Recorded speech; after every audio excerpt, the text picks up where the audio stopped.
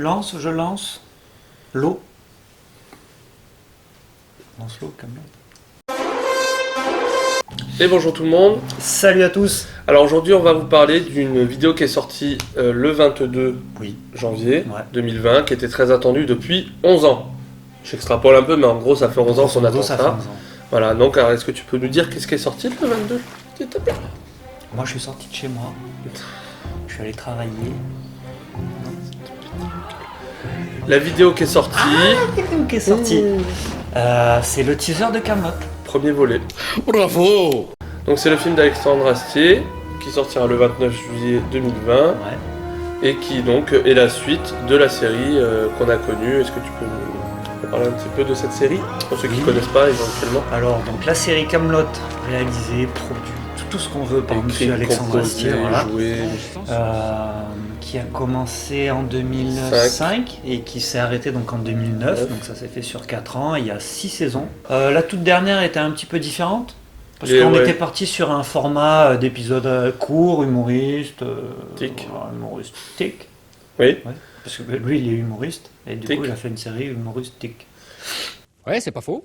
Et la dernière saison, c'était des épisodes un peu plus longs, un peu plus racontés, un peu moins dans le comique. Un peu comme des courts-métrages longs. Ouais.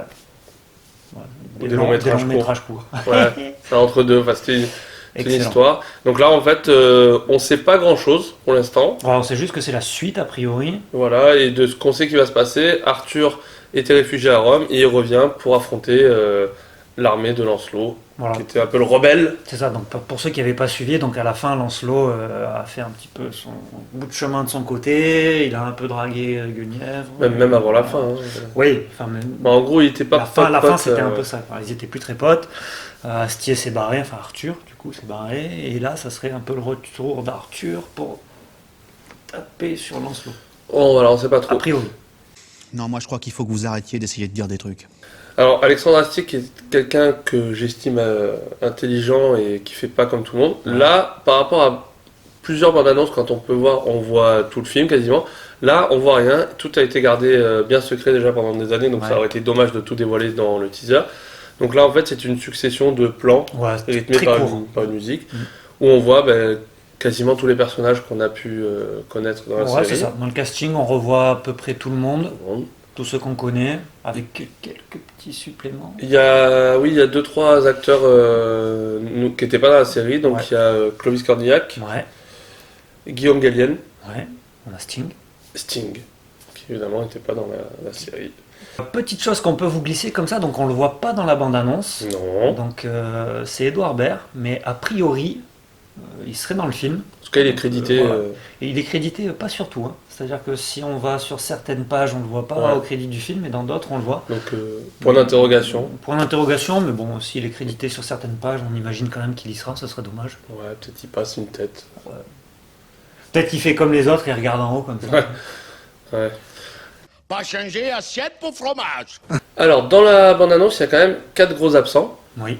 Arthur, Lancelot, Oui. Guenièvre. Oui. Et le frangin, Yvain. Yvain. Ouais. Yvain le chevalier. Yvain ou Yvain? Non, Yvain. Yvain. Je confonds toujours les deux.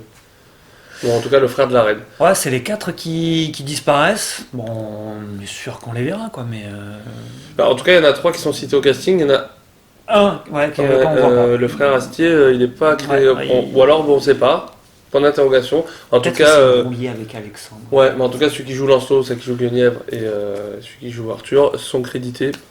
Ouais, donc on les verra. Internet. Donc on les voit pas dans le teaser. Quoique, peut-être. C'est peut-être des formes. Il y a des petites théories comme quoi on aperçoit Lancelot de loin. Enfin bon, non, après on va pas creuser plus. Ne théorisons pas trop. Non, on n'est pas là-dessus.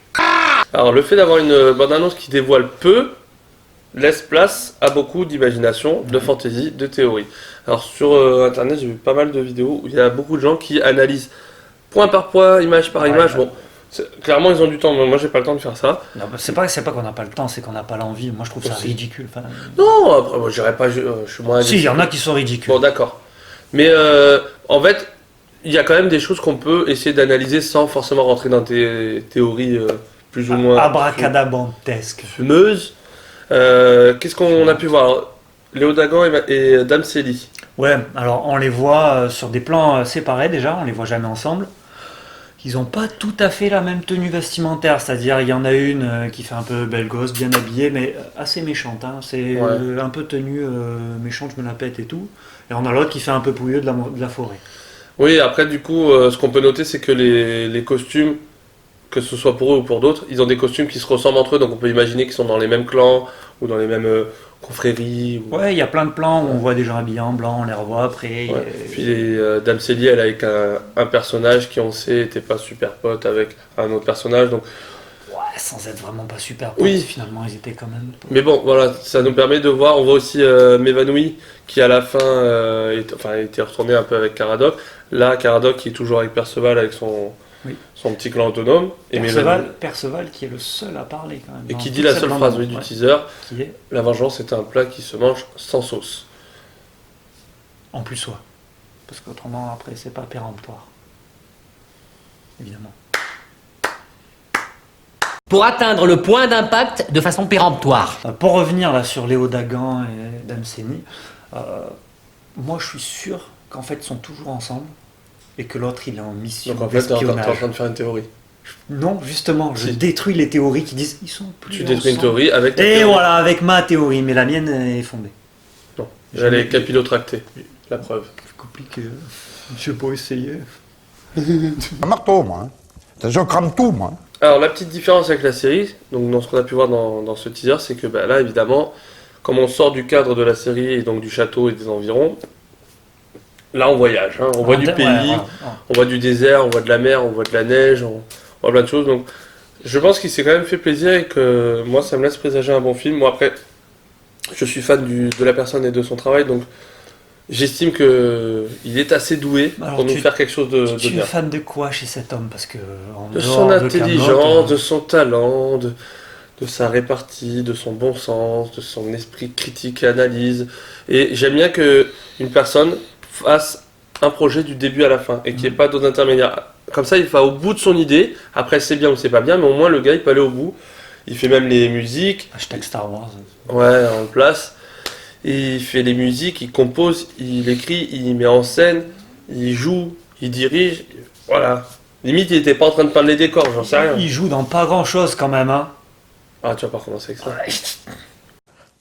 Putain, il est fort ce con. Voilà, on n'a pas énormément de choses à faire à part se lancer dans des théories en analysant image par image.